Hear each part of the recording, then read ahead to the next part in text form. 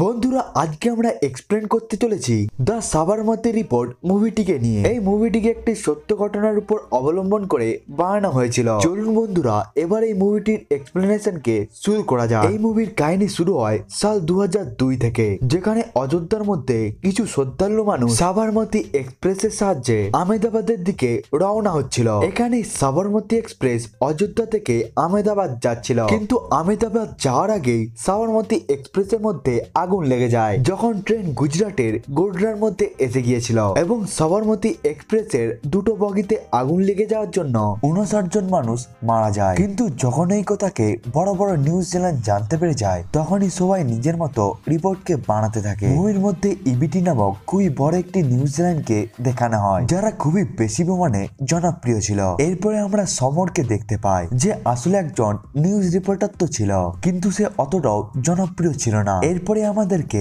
রাজ সিনেমার সেই জনপ্রিয় সিনকে দেখানো হয়, যেখানে মালিনীর পুত খুবই অদ্ভুত ভাবে আদিত্যকে বরবাদ করে দেওয়ার কথা বলতে থাকে। এই সিনটিকে আসলে বেশ স্ক্রিনের মধ্যে দেখানো হচ্ছিল, যেখানে ভিডিও জার্নালিস্ট হিসাবে হিন্দি মিডিয়ামের পত্রকার সমর কুমার মেকার্সদের কাছে খুবই উঁচু একটি প্রশ্নকে জিজ্ঞাসা করে নেয়। সিনটিকে দেখার পর সমর কুমার রাজ ফিল্মকে তৈরি করতে থাকা প্লে মেকার্সদেরকে সে জিজ্ঞাসা করে নেয়, পর্দার মধ্যে দেখানো আসলে মেয়েটি তো একটি ভূত, তাহলে ওই মেয়েটি কেন লিপস্টিক লাগায়? এই কথাকে শোনার পর ওই মুভির মেকার্সরা খুবই রেগে যায়। এখানে সমরের গার্লফ্রেন্ডও তার উপর রেগে যায়। সমর এই স্ক্রিনের মধ্যে মেকার্সদের সাথে ফটো তোলার জন্য সে নিজের ইংলিশ মিডিয়াম গার্লফ্রেন্ডকেও নিয়েছিল, কিন্তু তার এই অদ্ভুত কোশ্চেনের জন্য তারা সবার কাছে অপমান হয়ে যায়। এই জন্যই তার গার্লফ্রেন্ডও মেকার্সদের সাথে ছবি তুলতে পারেনি। সমর যখন ইভেন্ট থেকে বাইরে বাড়াচ্ছিল, তখনই অফিস থেকে তার জন্য একটি কল আসে। এই কলটি আসলে তার জীবনকেই পরিবর্তন করতে চলেছিল। সমরকে আসলে সাবরমতি এক্সপ্রেসের মধ্যে আগুন লেগে যাওয়ার জন্য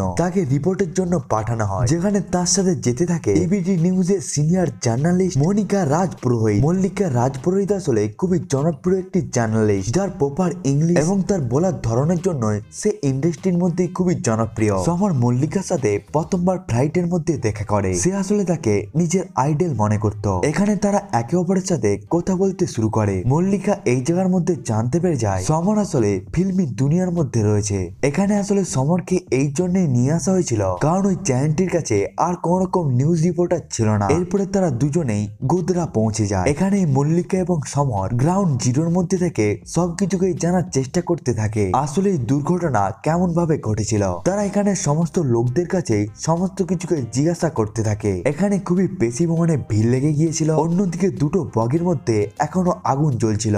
এখানে সমর সবকিছুকে রেকর্ড করছিল। সাবরমতি এক্সপ্রেসের মধ্যে এই দুটো বগির মধ্যে যে ঘটনাটি ঘটেছিল, সেটিকে দেখার পর সমর এবং মল্লিকা খুবই অবাক হয়ে যায়। তারা জানতে পারে এই দুর্ঘটনার মধ্যে 59 জন মানুষ মারা গিয়েছে। তারা দুজনেই সবাইকে জিজ্ঞাসা করতে থাকে এই দুর্ঘটনাটি আসলে কেমন ভাবে ঘটেছে। ধীরে ধীরে এখানে সবার সাথে কথা বলার পর জানতে পারা যায় দুটো দলের মধ্যে আসলে লড়াই হয়ে গিয়েছিল, এবং এটি তো আসলে কোন রকম দুর্ঘটনাই ছিল না। এই আগুনকে আসলে জেনে বুঝেই লাগানো হয়েছিল। এই কথাটিকে আসলে সমর এবং মল্লিকা দুজনেই খুবই ভালোভাবে জানতো। এরপরে আমরা অনেকগুলো পলিটিশিয়ানকে দেখতে পাই, যাদের কাছে খুবই বড় একটি অপরচুনিটি ছিল। তারা বলতে থাকে তারা এই কাণ্ডের দ্বারা তারা এই সরকারকে এখন নিচে নামাতে পারবে। ওই নেতাগুলো বলতে থাকে তাদেরকে বোঝাতে হবে পাবলিকদেরকে এর পেছনে সব থেকে বড় দায়ী হলো আমাদের গভর্নমেন্ট। এরপরে আমরা গ্রাউন্ড জিরোর মধ্যে দেখতে পাই মল্লিকা নিউজ রিপোর্টিং কে স্টার্ট করে দিয়েছে। সমর আসলে ওই ভিডিওটিকে শুট করছিল। মল্লিকা এখানে বলতে থাকে অযোধ্যা থেকে এই সাবরমতি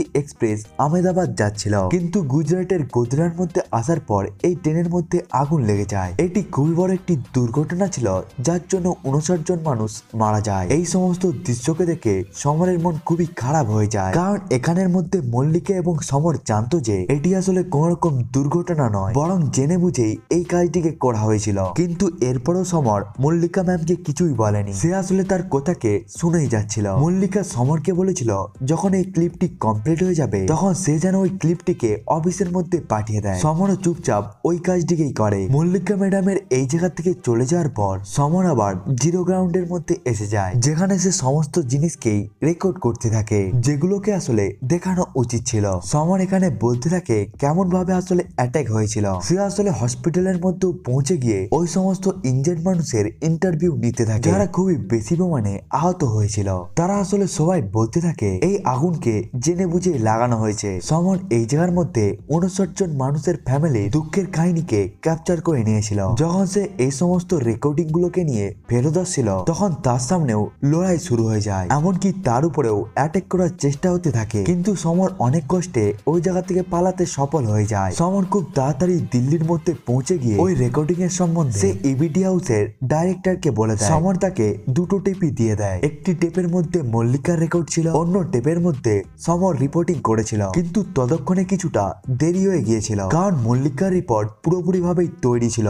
এখানে সমর তার হেডকে বলতে থাকে যে দৃশ্যকে আসলে আমি এবং মল্লিকা ম্যাডাম দেখেছিলাম সেটিকে এর মধ্যে দেখানো হয়নি। মল্লিকা ম্যাডাম আসলে ওই জায়গার মধ্যে রিপোর্টিং করেছিল ওটি একটি দুর্ঘটনা, কিন্তু আমার কাছে প্রপার প্রমাণ রয়েছে যেটি আসলে এই টেপের মধ্যে রয়েছে, যেটিকে দেখে আপনারা সহজেই বুঝতে পেরে যাবেন যে এটি কোন রকম দুর্ঘটনা নয়, বরং এই ঘটনাটিকে জেনে বুঝে করানো হয়েছিল। ইবিটি হাউসের লোকেরা সমরকে বলতে থাকে কালকে তোমার রিপোর্টিং কেও নিউজের মধ্যে পাবলিশ করা হবে, এবং তারা ওই টেপটিকে মিশ্রাজিকে দিয়ে দেয়, যে আসলে ইবিটি মিডিয়ার মধ্যেই কাজ করত। কিন্তু এর পরের দিন যখন ইবিটি মিডিয়ার নিউজ আসে তখন সবাই অনেকটাই অবাক হয়ে যায়, কারণ নিউজের মধ্যে মল্লিকা ম্যামের নিউজকেই দেখানো হয়েছিল। এটিকেই দেখার পর সমর খুব তাড়াতাড়ি মিডিয়া হাউসের কাছে পৌঁছে যায়, যেখানে সে সবাইকেই বোঝাতে থাকে যেটিকে তোমরা দুর্ঘটনা মনে করছো সেটি একটি দুর্ঘটনা নয়, বরং এই ঘটনাটিকে জেনে বুঝেই করা হয়েছে, যেটিকে তোমরা সবাই লুকোচ্ছ। কিন্তু তাকে বলা হতে থাকে এটিকে তাদেরকে করতে হয়। সমর এখানে সবাইকেই বলতে থাকে তোমরা এখানে শুধুমাত্র মিডিয়া হাউসের সম্বন্ধেই ভাবছো, কিন্তু যে 59 জন মানুষ মারা গিয়েছিল তাদের ফ্যামিলির আসলে এখন কি হবে তোমরা তাদের সম্বন্ধে একবারও কিছু ভাবনি। কিন্তু এখানে মল্লিকা ম্যাডাম এবং ইবিটি মিডিয়ার ডাইরেক্টর সমরনের সাথে কোন রকম কথাকে বলে না, তারা তাকে তার জব থেকেও বাইরে পার করে দেয়। কিন্তু যেতে যেতে সমর বলতে থাকে একদিন গোধরা কাণ্ডের সত্যতা সবার সামনেই এসে যাবে এবং এরপরে ওই সত্যতাকে সবাই জানতে পারবে। সে বলতে থাকে তোমরা সময়ের অপেক্ষা করতে থাকো, সত্যতাকে কিছুক্ষণের জন্য লুকোনো যেতে পারে কিন্তু সত্যতা কখনোই লুকিয়ে থাকে না। এরপরে ইবিটি মিডিয়া হাউস মল্লিকার ইন্টারভিউকে আসলে চ্যানেলের মধ্যে পডকাস্ট করতে থাকে, এই জন্যই সবাই মনে করতে থাকে এটি আসলে একটি দুর্ঘটনা। এখানে সমর কিছুকেই করতে পারেনি, কিন্তু সে চাইতো সত্যতা যাতে সামনে আসে। আসলে তার ইন্টারভিউ টেপটিও মিশ্রাজির কাছে ছিল, এই জন্যই তার কাছে কোন রকম প্রমাণও ছিল না, যার ফলে সবাই মিলে সমরকে একটি ভুল কেসের দ্বারা তাকে জেলের মধ্যে বন্দি করে দেওয়া হয়। কারণ সে যদি বাইরে থাকতো তাহলে সে ইবিটি মিডিয়া হাউসের জন্য খুবই বড় একটি বিপদ হতো। কিন্তু সমর বেশিক্ষণের জন্য জেলের মধ্যে থাকেনি, কারণ তার গার্লফ্রেন্ড তাকে জেল থেকে বাইরে বার করে নেয়। কিন্তু এখানে সমর কখনোই ভাবতে পারেনি তার সাথে এমন ঘটনা ঘটবে বলে। আসলে তার গার্লফ্রেন্ডের সাথে তার ব্রেকআপ হয়ে যায়, তার কাছ থেকে তার জবও চলে গিয়েছিল, এমনকি তার গার্লফ্রেন্ডও চলে গিয়েছিল। কিন্তু তার জন্য সব থেকে বড় দুঃখ ছিল এই যে সত্যতা সবার সামনে আসা উচিত ছিল সেই সত্যতাকে কেউ জানতেই পারেনি, যার ফলে সে মাতাল হয়ে যায়। এখন তার পুরো জীবন মদকে নিয়েই চলছিল। যে মানুষটি আসলে সত্যের জন্য লড়াই করত তার সাথে এখন পৃথিবীর কোনো মানুষের সম্পর্ক নেই, সে এখন শুধুমাত্র নিজের জীবনকে ঠিকঠাক কাটাতে চেয়েছিল। এইভাবেই 5 বছর কেটে যায় এবং কাহিনী সাল 2007-এ এসে যায়, যেখানে আমরা অমৃতা গির নামক একটি মেয়েকে দেখতে পাই। সেও আসলে একটি জার্নালিস্ট ছিল, কিন্তু সেও অতটা জনপ্রিয় ছিল না। সেও আসলে মল্লিকার মতোই খুবই বড় একটি রিপোর্টার হতে চেয়েছিল। অমৃতা এখন ইবিটি মিডিয়ার মধ্যেই কাজ করছিল। অমৃতা নিজের জবের প্রথম দিনই মল্লিকার সাথে দেখা করে এবং সে মল্লিকাকে বলতে থাকে সে তার মতোই নিউজ রিপোর্টার হতে চায়। কিন্তু মল্লিকার অ্যাটিটিউড এমন ছিল যেটিকে অমৃতা একটু মাত্র পছন্দ করেনি। আগে আমরা দেখতে পাই সাল 2007-এ যখন সিএম পরিবর্তন হয়ে গিয়েছিল তখন এই কেসটি আবার খুলে যায়। যখন নতুন সরকার এসে যায় ইবিটি মিডিয়া হাউসের লোকেরা মিনিস্টারের সাথে দেখা করার জন্য চলে যায়। ইবিটি মিডিয়া হাউস আসলে নিজের সম্পর্ককে মিনিস্টারের সাথে খুবই জোটবদ্ধ করতে চেয়েছিল, কিন্তু ওখানে সবকিছু উল্টোই হয়ে যায়। ওখানে জানতে পারা যায় যে স্টেট গভর্নমেন্ট আসলে চায় ইবিটি মিডিয়া হাউস যাতে গোধরা কাণ্ডকে নিয়ে আবার একটি রিপোর্টকে তৈরি করুক। ইবিটি মিডিয়া হাউস এই কথাতে রাজি হয়ে যায়। এটি আসলে একটি প্রবলেম ছিল, কিন্তু এটি অতটাও বড় একটি প্রবলেম ছিল না। ইবিটি মিডিয়া হাউস বলতে থাকে আমরা খুব তাড়াতাড়ি গোধরা কাণ্ডকে নিয়ে রিপোর্টকে পাবলিশ করব, কিন্তু এখানে আমরা হত্যাকাণ্ডের সম্বন্ধে নয় বরং আমরা ভিকটিমদের সম্বন্ধে কথা বলবো। কিন্তু সে আসলে এটির সম্বন্ধে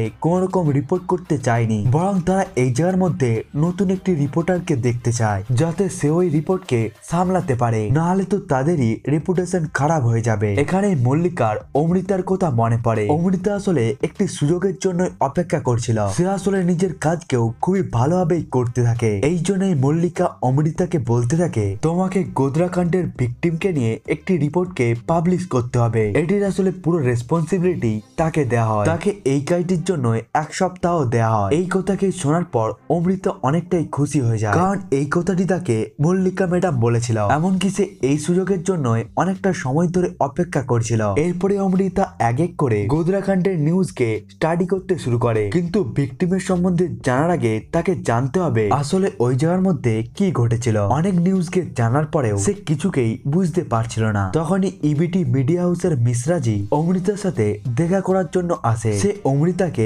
একটি টেপ দিয়ে দেয়। মিশ্রাজি অমৃতাকে এই জায়গার মধ্যে সমরের সম্বন্ধেও বলে। এই টেপকে দেখার পর অমৃতা তো একটি জিনিসকে খুবই সহজে জানতে পেরে যায়, গোধরা কাণ্ড আসলে কোন রকম দুর্ঘটনা নয়, বরং এই ঘটনাকে জেনে বুঝেই করানো হয়েছিল। মিশ্রাজি বলতে থাকে এই কেসের জন্যই সমরের জব চলে গিয়েছিল। এর ফলেই তার জীবন পুরোপুরিভাবে বরবাদ হয়ে যায়, কারণ তাকে জেলের মধ্যে বন্দি করে দেওয়া হয়েছিল। যে মানুষটি আসলে এই কেসের সম্বন্ধে সব থেকে বেশি জানতো সে তো আসলে সমরই ছিল। এই জন্যই অমৃতা সমরের কাছে চলে যায়। সমর এখন পুরোপুরি ভাবেই মাতাল হয়ে গিয়েছিল, কিন্তু অমৃতা চাইতো সমর যাতে গোধরা কেসের সম্বন্ধে সবকিছুই তাকে বলে, কিন্তু সমরের কারো সাথে কোন রকম সম্বন্ধ ছিল না। তার জীবন এখন মদের জন্য, সে শুধুমাত্র মদের জন্যই টাকাকে চায়। সমর এই কেসকে না বলে দেয়। এই জন্যই অমৃতা যখন এই জায়গা থেকে চলে যেতে থাকে, তখন সমর খুব তাড়াতাড়ি তার কাছে পৌঁছে যায়। আমি তোমার কাছ থেকে 50,000 টাকাকে নেব এই কাজের জন্য। এর পরিবর্তে আমি তোমাকে সমস্ত ইনফরমেশনকেই দেব যে সমস্ত ইনফরমেশনের তোমার দরকার। আসলে সমরের মদের জন্য টাকা শেষ হয়ে যাচ্ছিল, এই জন্যই সে এই কাজটিকে করেছিল। অমৃতা এই জায়গার মধ্যে 30,000 টাকা দিতে রাজি হয়ে যায়। সমরও আসলে এই ডিলকে মেনে নেয়। তারা দুজনে এখন গোধরার জন্য বেরিয়ে পড়ে। তারা দুজনে আসলে জিরো লেভেল থেকে এই কেসটিকে ইনভেস্টিগেট করবে। আসলে এই জায়গার মধ্যে কি ঘটেছিল। কিছুটা সময় ধরে রিসার্চ করার পর তারা জানতে পারে অযোধ্যার মধ্যে একটি যজ্ঞ ছিল। যজ্ঞ থেকে আসলে এই সমস্ত মানুষেরা আবার ফেরত আসছিল। তখনই জানতে পারে যায় কিছু ছেলে মেয়েদের সাথে খারাপ ব্যবহার করতে থাকে। এটিকে দেখার পর সদ্দাম সমস্ত ঘটনাকেই জানতে পেরে যায়। সে আসলে পুরো ভিড়কেই একটি জায়গার মধ্যে ঐক্যবদ্ধ করে নেয়। সে আসলে 5 থেকে 10 মিনিটের মধ্যে অনেকগুলো মানুষকে এক জায়গার মধ্যে জোট করে নিয়েছিল। সদ্দাম সমস্ত লোককে এই জায়গার মধ্যে নিয়ে আসে এবং সে যাত্রীদের সাথে ঝগড়া করতে শুরু করে, কারণ তাদের মধ্যে থাকা একটি যাত্রী সানিয়ার সাথে খারাপ ব্যবহার করেছিল এবং এর জন্য ট্রেনের মধ্যে আগুন লেগে যায়। কিন্তু দ্বিতীয় কাহিনী ছিল এই যে প্ল্যাটফর্মের মধ্যেই একটি সাজিল বাডলিওয়ালা রয়েছে, যে আসলে চাকে বিক্রি করতে থাকে। তার সাথে আসলে যাত্রীদের ঝগড়া লেগে যায়। এই ঘটনাটিকে আসলে সাজিদ বাটলিওয়ালা আগে গিয়ে সাদ্দামকে বলে দেয়। এরপরে সাদ্দাম অনেকগুলো লোককে জোট করে নেয়। এরপরে যাত্রীদের সাথে ঝগড়ার জন্যই ট্রেনের মধ্যে আগুন লেগে যায়। এখান থেকে সমর এবং অমৃতা একটি কথাকে জানতে পেরে যায়। তারা আসলে তাদেরকে সেই জিনিসটাকে দেখাচ্ছে যে ঘটনাকে আমরা দেখতে চাই। তারা আসলে একটি জিনিসকে লক্ষ্য করে নিয়েছিল, দুটো কাহিনীর মধ্যে প্যাসেঞ্জারদেরই ভুল রয়েছে। এই জন্যই কেউ কিছুই বলতে পারছে না। এই জন্যই এই কাহিনীকে দমিয়ে দেওয়া হয়। কিন্তু তারা যদি অরুণ দাসের সাথে দেখা করে নেয়, তাহলে এই পুরো কাহিনীটি ভুল প্রমাণ হয়ে যাবে এবং তখনই তারা আসল সত্যতাকে জানতে পেরে যাবে। কিন্তু এর থেকে আগে তারা দুজনে সাবরমতী এক্সপ্রেস ট্রেনটিকে দেখার জন্য চলে যায়, যেটি আজ থেকে 5 বছর আগে জ্বলে গিয়েছিল। তারা ওই ট্রেনটিকে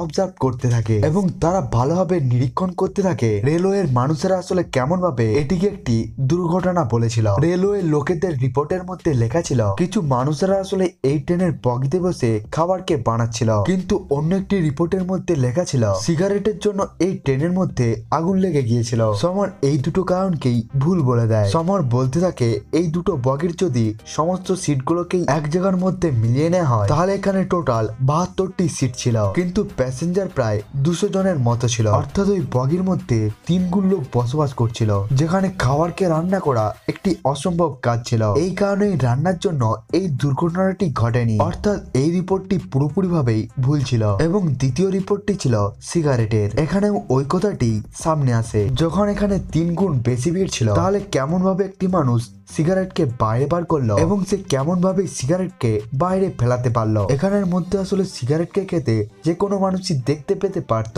এমনকি কেউ যদি সিগারেটকে নাও দেখে থাকে তাহলেও একটি সিগারেটের সাহায্যে পুরো দুটো বগির মধ্যেই আগুন লেগে যাওয়া খুবই একটি অসম্ভব কাজ, অর্থাৎ এই কারণটিও পসিবল নয়। এই জন্যই তারা দুজনে জেলের মধ্যে চলে যায়, যেখানে অরুণ বর্তা উপস্থিত ছিল। তাকে আসলে সবার নজর থেকে লুকানো হচ্ছিল। এই জন্যই অমৃতা এবং সমরকেও তাকে খুঁজতে খুবই মুশকিল হচ্ছিল। কিন্তু তারা দুজনে শেষে দেখতে পেয়ে যায় দুটো পুলিশ অরুণ বর্তাকে একটি বাইকের মধ্যে বসিয়ে নিয়ে চলে যাচ্ছে। তারা আসলে অরুণ বর্তাকে ঘরের মধ্যে নিয়ে যাচ্ছিল এবং তাদের পিছনে পিছনে অমৃতা এবং সমরও যাচ্ছিল। কিন্তু প্রবলেম ছিল এই যে অরুণ বর্তাকে যে ঘরের মধ্যে রাখা হয়েছিল সেই ঘরের মধ্যে আসলে দুটো পুলিশ নজর রাখছিল। এই জন্যই সমর এবং অমৃতার জন্য ওই ঘরের ভেতরে যাওয়া খুবই একটি মুশকিল কাজ ছিল। কিন্তু সমরের কাছে এর একটি প্ল্যান ছিল। তারা আসলে বড় অফিসারের স্যুটকে পরে নিয়ে একটি জিপের সাহায্যে অরুণ বর্তার ঘরের মধ্যে পৌঁছে যায়। পুলিশরা তাদেরকে আর আটকাতে পারেনি। এরপরেই তারা অরুণ বর্তাকে সবকিছুকেই জিজ্ঞাসা করে নেয়। অরুণ বর্তাকে আসলে এই জায়গার মধ্যে না চেয়েও তাকে সমস্ত সত্যতাকেই বলতে হয়। অরুণ বলতে থাকে সে আসলে একটি জায়গার মধ্যে কাজ করছিল। তখনই সদ্দাম ভাই এসে তাদের সবাইকেই নিয়ে চলে যায় এবং গোদরার মধ্যে আসলে যে ঘটনাটি ঘটেছিল সেটি কোনো প্রকারের দুর্ঘটনা ছিল না। সাবরমতী এক্সপ্রেসকে আসলে জ্বালানোর কাজকে আগের দিনই প্ল্যান করে বানিয়ে নেওয়া হয়েছিল। এমনকি অনেকগুলো লোককেও এক জায়গার মধ্যে জোট করে নেওয়া হয়েছিল। এমনকি কুইলেটারের 7টি ড্রামকেও নিজেদের সাথে নিয়ে নেওয়া হয়েছিল। এর পরের দিন যখন 5 মিনিটের জন্য গোদরার মধ্যে ট্রেন থেমে যায় তখনই সবাই সাবরমতী এক্সপ্রেসের S6 বগির উপর অ্যাটাক করে দেয়। আসলে S6 এর মধ্যেই অ্যাটাক করার জন্য বলা হয়েছিল। সব থেকে প্রথমে তারা সাবরমতী এক্সপ্রেসের মধ্যে ইট এবং বড় বড় পাথর ছুটতে থাকে। এরপরেই তারা বগির মধ্যে পেট্রোল লাগিয়ে আগুন লাগিয়ে দেয়। এখন অমৃতা এবং সমর সমস্ত ঘটনাকেই জানতে পেরে যায় আসলে সাবরমতী এক্সপ্রেসের মধ্যে কেমন ভাবে আগুন লাগানো হয়েছিল। কিন্তু এখনো পর্যন্ত ওই বড় মানুষটির নাম সামনে আসেনি যে এই পুরো ঘটনাটিকেই করিয়েছিল। সদ্দামকে আসলে ওই বড় মানুষটি কন্ট্রোল করছিল। সদ্দামকে আসলে যেটি বলা হতো সেটিকেই সে করেছিল। ওই বড় মানুষটির যখন নাম রিভিল হতেই যাচ্ছিল তখনই অমৃতা এবং সমরের উপর কয়েকটি গুন্ডা অ্যাটাক করে দেয়। ওই সমস্ত লোকগুলো আসলে অমৃতার কাছ থেকে সমস্ত প্রমাণগুলোকেই নিয়ে চলে যায়। এর পরের দিন তারা অনেক কিছুকেই খোঁজার পর তারা খুবই বড় একটি মাস্টার মাইন্ডকে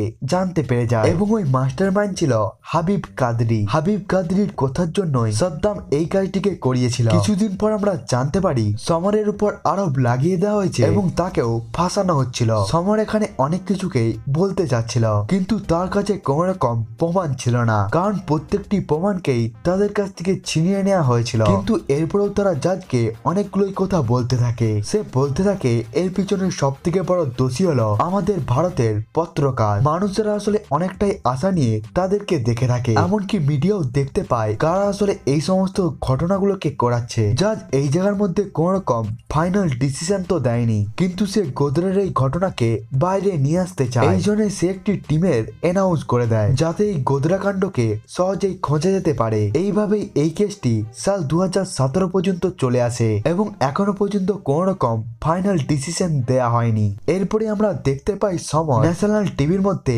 অ্যাঙ্কারিং করতে শুরু করে দিয়েছে। অমৃতাকেও ইবিটি মিডিয়া থেকে বাইরে বার করে দেওয়া হয়। এই জন্যই সে সমরের সাথেই ন্যাশনাল টিভির মধ্যেই কাজ করতে শুরু করে এবং আজকে একটি খুবই সুন্দর ঘটনা ঘটতে চলেছিল, কারণ সমর আজকের দিনে গোদরা কাণ্ডের ওই রিপোর্টকে পাবলিশ করতে এসেছিল। সে সবাইকে আসলে আসল সত্যতাকে বলতে এসেছিল। সমর শুরু থেকেই সবকিছু বলতে থাকে। অযোধ্যা থেকে আসলে যজ্ঞকে কমপ্লিট করার পর যখন সমস্ত শ্রদ্ধালু সাবরমতী এক্সপ্রেসের মধ্যে বসেছিল এবং তারা যখন আহমেদাবাদ যাওয়ার জন্য তৈরি হচ্ছিল তখন আহমেদাবাদ যাওয়ার আগেই গোদরাতে তাদের উপর অ্যাটাক হয়ে যায়। কিন্তু এটি কোন রকম দুর্ঘটনা ছিল না, বরং এই ঘটনাটিকে জেনে বুঝেই করা হয়েছিল। সদ্দাম এবং তার অনেকগুলো সাথী আসলে সব থেকে প্রথমে সাবরমতী এক্সপ্রেসের উপর পাথর ছুটতে থাকে। এরপরে দুটো বগির মধ্যে পেট্রোলকে ঢেলে দেওয়া হয় এবং এখানে ট্রেনের বগির মধ্যে আগুনকেও লাগিয়ে দেওয়া হয়। তারা আসলে ট্রেনের মধ্যে আগুনকে লাগিয়ে দেওয়ার পর ট্রেনের গেটকেও বন্ধ করে দিয়েছিল